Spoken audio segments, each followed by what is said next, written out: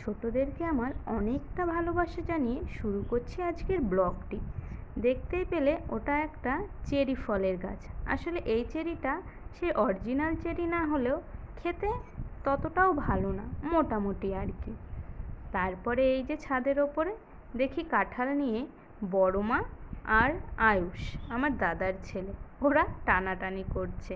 আসলে কাঁঠালটা পেকে গেছে, পারতে পারছে না। বড় মা দেখি এখানে ধরে নিয়ে বসে আছে। আর তারপরে আমি এলাম। এই যে এখন আমিও কাটার চেষ্টা করছি।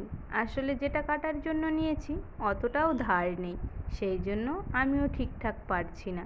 কাঁঠালটা গাছেই পেকে গেছে, তাকে পাড়ার চেষ্টা আর কি। এই তো অবশেষে পাড়াও হয়ে গেল। তো পাকা কাঁঠাল খেতে কে কে ভালোবাসো আমাকে কমেন্ট করে জানাতে পারো। আর কতদিন যে হয়ে গেল পাকা কাঁঠাল মুখে দিই না তার ঠিক নেই।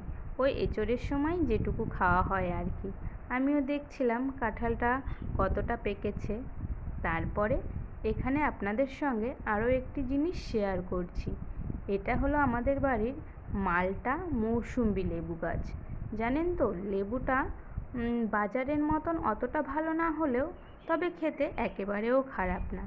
আর এত পরিমাণে ধরে সেটা বলার বাইরে।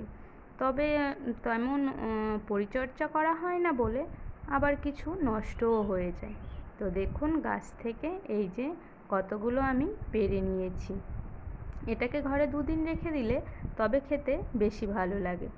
আর তারপরে এই যে ঘরে এসে দেখি ইয়াস সোনা একা একা খেলা করছে। ও এত শান্ত, বোঝাই যায় না বাড়িতে একটা বাচ্চা আছে। খুব শান্ত। আর আমন ওর দাদাটা তেমনি দুরন্ত।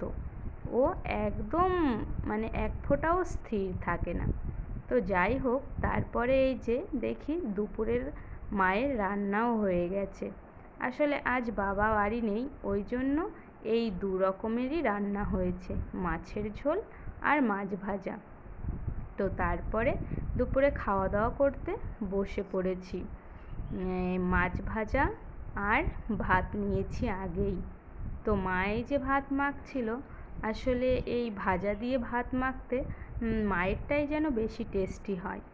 তো তারপরে খাওয়া দাওয়া করে নেওয়ার পরে একটু বাজারে যাব আমি আর মা মিলে।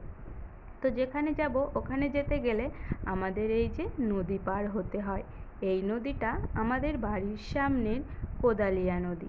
জানেন তো, এক সময় এই নদীতেও খুব জোয়ার ভাটা চলতো শুনেছি আমরা বড়দের মুখ থেকে। তখন লঞ্চ স্টিমারও নাকি এই নদী দিয়ে চলতো।